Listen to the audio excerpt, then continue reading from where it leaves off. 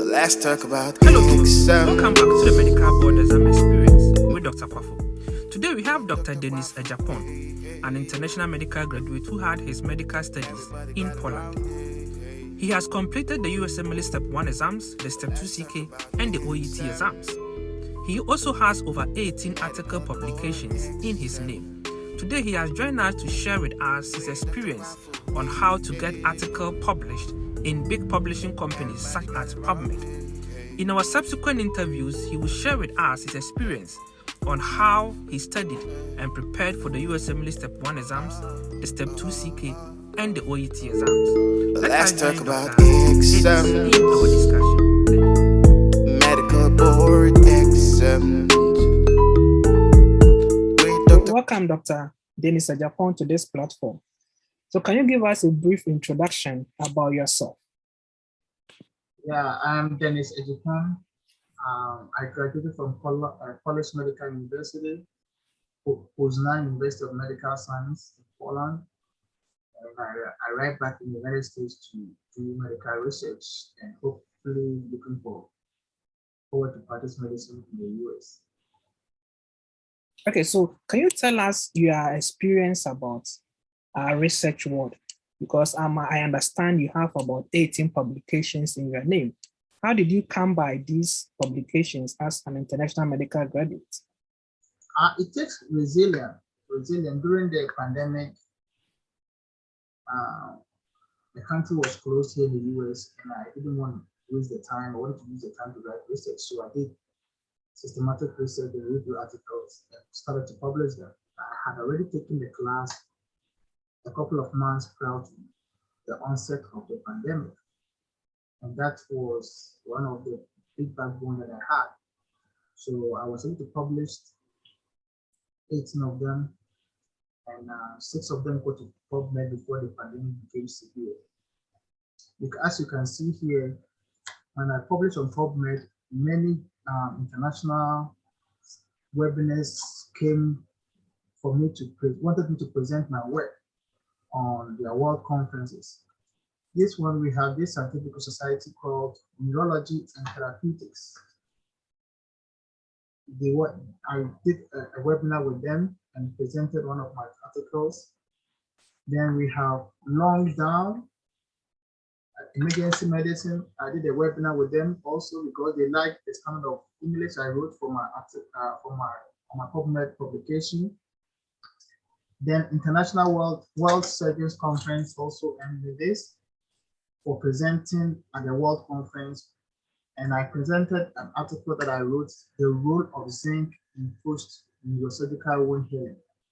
I also attended another World Conference. This was in person.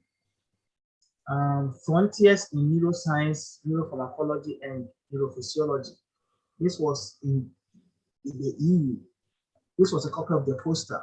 I remember going to the dean's office and they had the poster there, and I took my phone to take a picture of it so that I remember to register for the conference.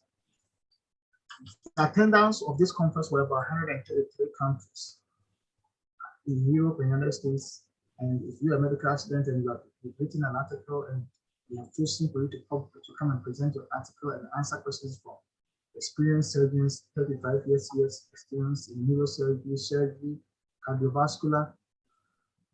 You have to know your stuff. You have to know your stuff because when actually the question, some of them know the answer already. They know you're a student, so they want to test to see how competent you are. So it's not a joke. Yeah. Because they are practicing what you are writing. You haven't practiced it yet. How did you start with the article writing and publication experience?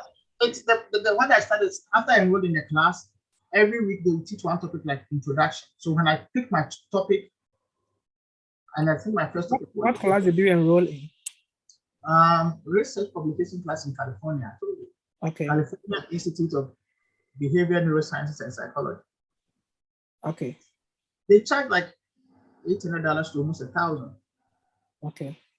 So then you pay installment payment, and then the teacher teaches you how to do it. Okay, so at the end of the class, you started writing your own articles. Yes, because you write one of them for them to look at it And it's, believe me, it can be very frustrating. You write one paragraph, they tell you it's not enough, take this out, change this, yeah, that kind of a thing. But after you've gone through the process and you know how a good one looks like, that one becomes your template. Then you can write other topics too. Okay. It's very good you limit your scope to what you want to write, because I want to write about surgery, specifically neurosurgery. Okay.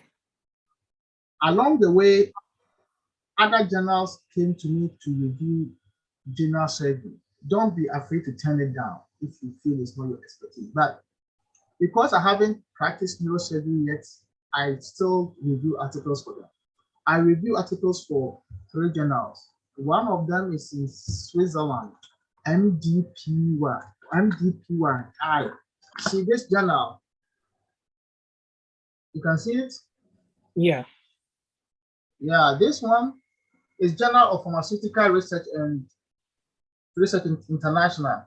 Yeah. They contacted me, they needed me to peer review a topic close that was neurosurgery. I did it for them for free. And we have this journal too, Journal of Surgery and Research and Practice, this one. So this is a certificate they award you if you review the article for publication and then they publish it. Then we have this journal too. These are just aside on the side that I do. Review confirmation certificates, this one. Okay. So, and this is how they get to you. I don't go chasing them. What happens is when you write put it on PubMed, and someone comes across an author who writes this level of English, and the person happens to be an editor for a journal, he's like, I can let this guy review this topic, or he's writing about neurosurgery. And neurosurgery is top line of surgery. So if you can review and publish neurosurgery, then you can do cardiosurgery, you can do general surgery, you can do vascular surgery, you can do general surgery. Yeah. That's how all the topics has been said. So if you have that party and your exam scores fit into surgery, how is somebody going to tell you no? So, I mean, how will you help IMGs who wants to publish articles? Well, you can enroll in my class, Postdoctoral Research Writing Academy. I can promise you, you'll be a published author. You will be a published author. Why? Because tell us more about that class. Well, that class is a 1-month class. You pay $250. We are 2 instructors. Both of us have United States experience.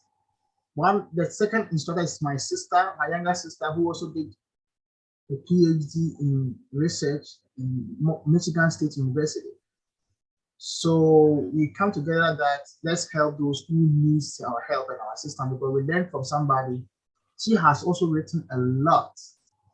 She has published in PLAS Medicine. Have you heard of PLAS Medicine? Mm-hmm. You can't easily publish in that if the level of English is not good. She has published in PLAS Medicine. It's about $2,500 to publish in that category. So how do people join your class? What is the process? Well, if you happen to listen to this, take down my cell phone number. I am in the United States, so our area code is +1 571 277 1998 +1 571 277 1998. We have a class starting February 1st, 2022. The tuition is affordable, $199 for early registration, $250 for normal tuition.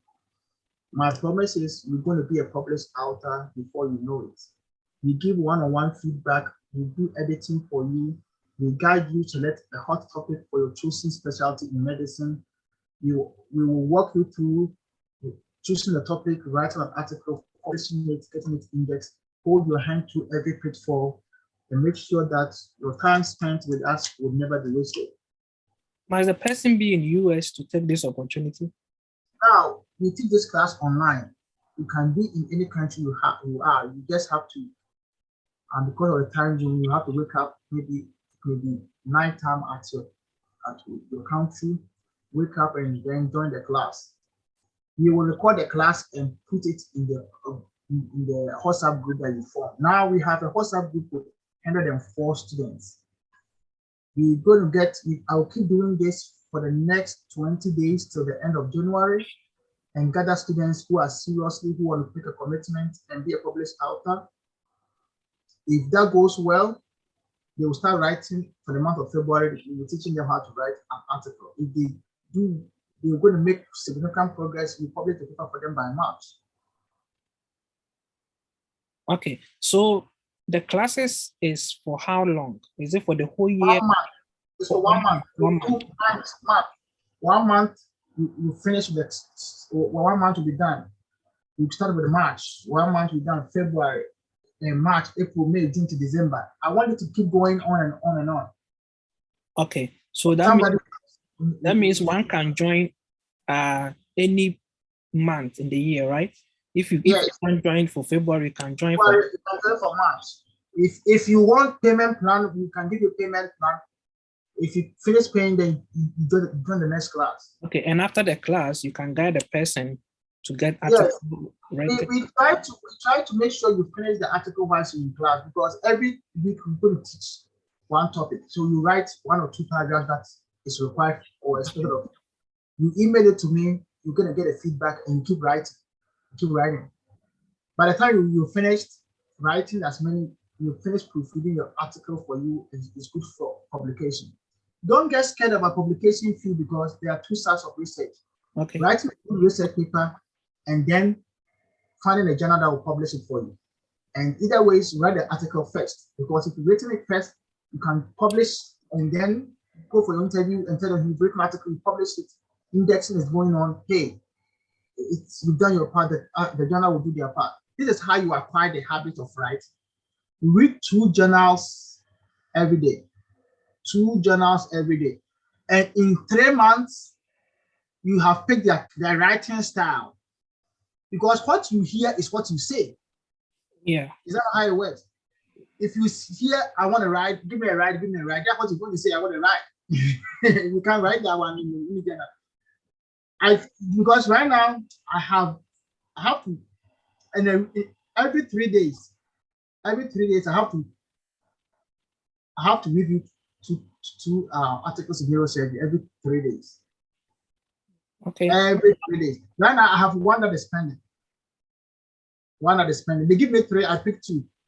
I pick the good ones. Sometimes some of the topics, I don't know who creates the topic. Sometimes there was a time I have to tell a Harvard writer that this topic needs to be reworded. 7 people have gone through the whole article. And the person is saying that, I mean, he's a Harvard graduate, all right, but his first language is not English. So he's still making the mistakes. Yeah. He means to say infection, and he's saying affection. He wants to say a bacterial infection in the CNS, and he's saying a bacterial affection in CNS. And the editors, the reviewers for the journal didn't catch it. Oh. So if I don't catch it, the topic doesn't make sense. Yeah. Infection and affection are different. Affection is love. Infection is a bacterial infection.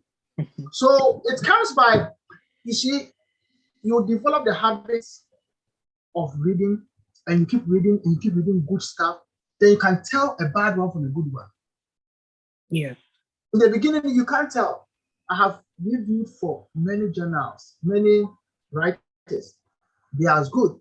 But I read, anytime I get a journal, I try to find out where the writer is from or the institution they are affiliated with. I've come across Stanford medicine's doctors writing. It's very good. I've come across Harvard. I've come across Penn State. I've come across George Washington. I've come across people that the institution's name is prestigious, but they still make the mistake we make. It's language. Sometimes the narrative, what you mean to say is not what you put on paper. Yeah. And you overcome these obstacles by reading. So if you like and you want to be a good writer, start reading from the area you want. You don't even have to print it. Just create a folder on your desktop. You go to PubMed, type in whatever your area of field that you like. Just type it out it's going to come pick any two randomly. Download it and put it in a folder and keep doing that. You start building how they twist the pharmacology language, they twist the pathophysiology, they twist the when you download and when you get an article, do you have to read everything or you have to go their specific part of it? In the beginning, yes, but now no. You can tell from if a writer is good by their conclusion, the clinical relevance of that topic. If right now you come up with a topic about the role of pancreatitis, the role of hypertension in pancreatitis, the question I ask myself is how many people have pancreatitis and how many people have hypertension? Billions of people. So therefore, it is clinically relevant to society. Is that not it? Yeah. Good. The second thing I find myself, I ask is it original article or review article? If it is review article, which means you are going to say what others are saying and you're going to ask important questions and tell them to address other areas that have not been addressed by the previous writers, which is still okay. If it's an original article, which means you are almost ready to come up with an invention or something that nobody ever thought of or knew about. And most of the time, if it's a review article, which is these days is more other time review article, then I look at your introduction and your abstract. Your introduction will introduce what you want to write about. Your abstract will let you know what your discussion is going to be. I don't waste time with your methodology. Why? Because your methodology is you collecting other people's, database and rewriting it. So that one is fine. Then I go to the discussion. The discussion make me know where you stand, how you do your arguments, how you write, and how you support your facts with radiograph, CT scan, micrograph across anatomy. And some of them are case report. Case report means it's a real case, clinical case that happened in their hospital. Then this is why every writer that I have put in their paper, they write their conclusion, one paragraph. And I don't know why, but conclusion had to be 2 paragraphs. The reason is, if I pick your conclusion, if I read your abstract introduction and I decide I don't have time and I skip the discussion section, I should know what you're talking about. Which means the symptoms of the patients, the data, the clinical relevance, the pathomechanism, the complication, pre-operative complication, post-operative complication, the quality of life of the patient after numerous revisits after the procedure or after the research, all has to be in the conclusion. Yeah. So your conclusion have to be 2 paragraphs. Now, when I was writing my articles, my conclusion was 1 paragraph. What was 1 paragraph all the time. And my instructors felt it was okay because it's subjective marking. But I come across a case whereby the conclusion is talking about the new ideas and views that the writer is conveying. But then you fail to tell us the symptoms you had in the patient and other clinical relevance. Don't you want to add that so that you make the conclusion complete? Mm-hmm. Yes, therefore you have to add it and it ends up being 2 paragraphs. Okay. Do you think your knowledge in research article writing helped you in your step 1 preparation? Let's talk about exams. Thank you for watching. Please do check the next part of this video where we talk about how he studied and prepared for the USMLE Step 1 exams. Thank you.